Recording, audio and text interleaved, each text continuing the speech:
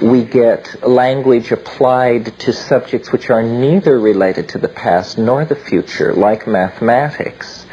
And mathematics is a language which has gone out and described multidimensional spaces. I think that nothing is more exquisite than the interior music. And all music is obviously an effort to approximate this interior music. And I don't know if it's apocryphal or not, but I'm sure you all know the story of Beethoven saying, you know, if you could hear what I can hear, you wouldn't bother with what I've written, because it's just compared to what I'm hearing. You have to, it's a knife edge, because the music does lead deeper into these visionary states.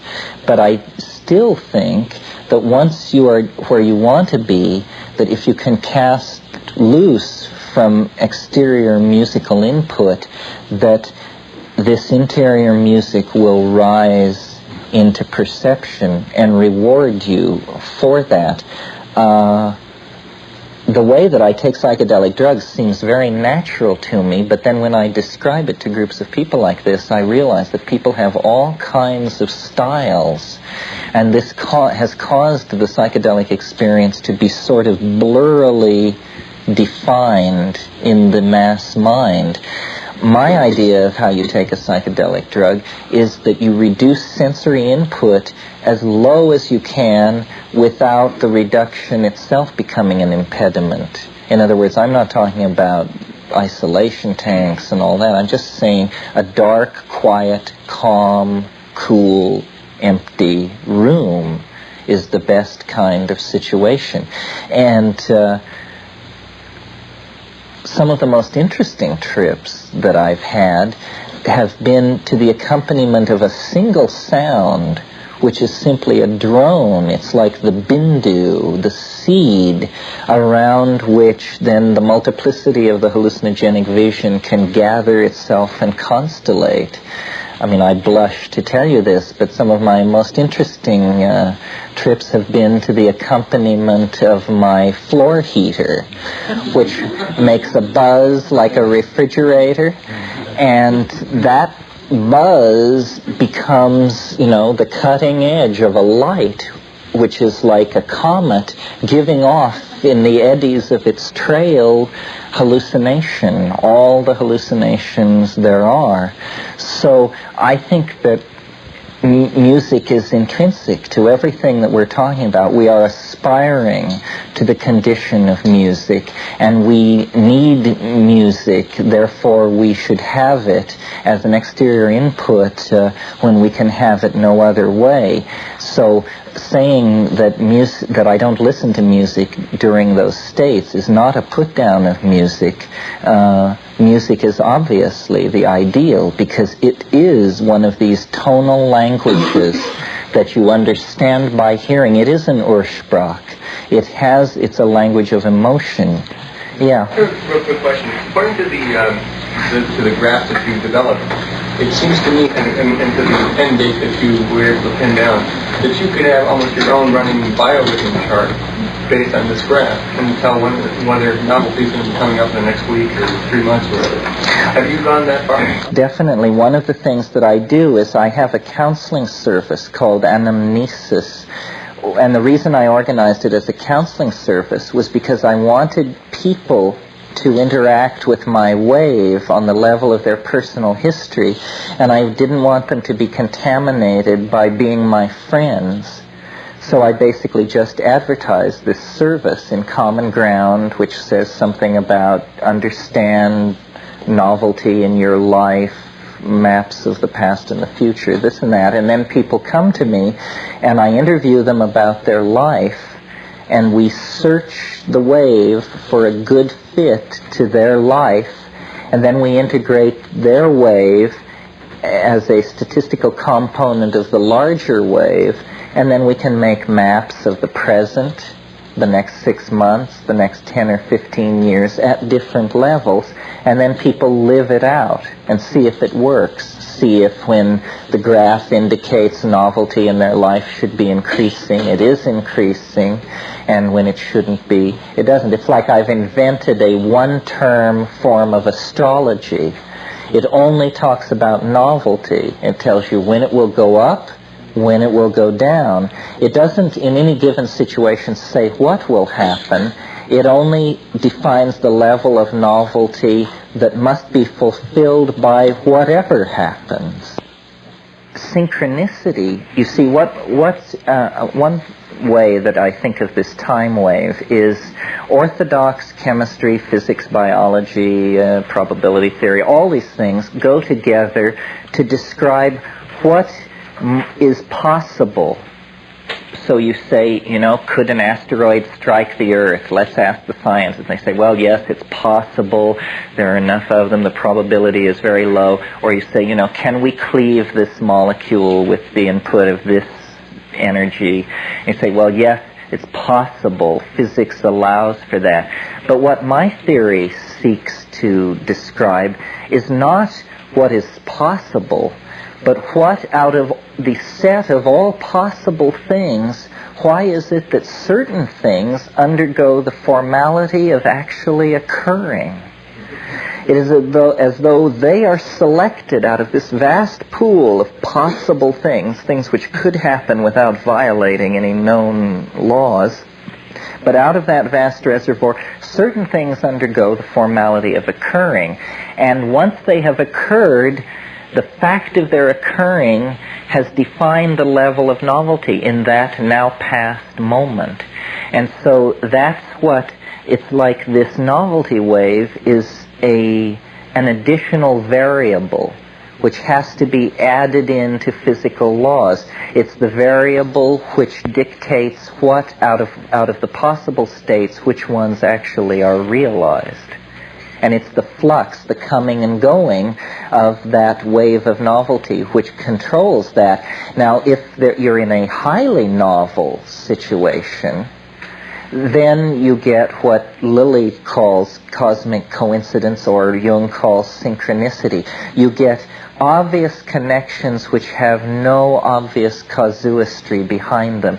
They are connected through meaning, not through the chain of cause and effect. And that is simply happening because the level of novelty is so great that these sideways connections are beginning to come apparent. And at the end of time, or at the ingression into this higher dimension, I think this will become excruciatingly present in the foreground of our experience. In other words, synchronicity is getting stronger. Coincidence is getting stronger. The world is becoming more irrational. Science did work better in the 19th century than it's working in the 20th, because reality is slowly slipping through its fingers. There was a maximum moment when the dreams of science and the nature of reality overlaid almost perfectly, but now reality is growing beyond it and pulling away from it. And I think soon I shall be pulling away from this meeting. Thank you very much. Thanks a lot. That was great. Thank you. Glad you enjoyed it. Certainly. There have actually been a number of expeditions to the Amazon that I have participated in. The earliest in 1971, the most recent in 1981. In 1981, a joint ethnobotanical expedition composed of people from Harvard and the University of British Columbia went down to Iquitos in the far east of Peru, and my brother was part of that expedition. He is an ethnochemist at the University of British Columbia. We were looking at ayahuasca, which is a hallucinogenic beverage taken over a very wide area in the lowland jungles of Ecuador, Colombia, and Peru. And we were also looking at a very little studied hallucinogen called ukuhe, or curacao, which is used by the Witoto, Bora, and Muinani people. And in both cases, these hallucinogenic drugs are based on DMT or DMT in combination with some other chemical which potentiates the experience. These are probably the two least studied of the hallucinogens, although ayahuasca is a major folk religion over a very large area and is involved in shamanic curing and is very familiar to the poor classes of the lowland jungles of Peru, and is well known among the mestizo populations. The curacoa is a much less known drug, and we were studying it because the orthodox pharmacological theories say that it should not be orally active, and yet it is. So there was a scientific problem there to deal with. Something of discovering a new reality for science. Well, you have to have a scientific problem to center these expeditions, and then what you actually brush up against, of course, is the phenomenology of the drug as it's experienced, and this is far removed from the pharmacological issues which are being sorted out now in the laboratory. But the experience of taking these drugs in the Amazon, up these small tributaries that run into the main body of the river among pre-literate people who are definitely not middle class, and in the ambiance of the equatorial continental jungles, is very interesting, very enlightening. How did you respond to that? I assume that you'd experimented with other hallucinogens in the recent past before you made that journey, and that indeed you were looking for the effect that would have a psychophysical response in you. And yet, apparently, you came upon something quite unexpected. Yes, well, since the middle 60s, we had been interested in dimethyltryptamine, DMT, both because of the intensity of the experience and also because of the rapidity of its onset. When DMT is smoked, it comes on in about 15 to 30 seconds, and the onset of the effects of that rapidity actually challenges science to explain it. And then the content of the experience seemed to us to go beyond even the orthodox model of what the psychedelic experience should constitute. In other words, the psychedelic experience has been discussed in terms of consciousness expansion or exploring the contents of the personal or the collective unconscious, or achieving great empathy with works of art or something of that sort.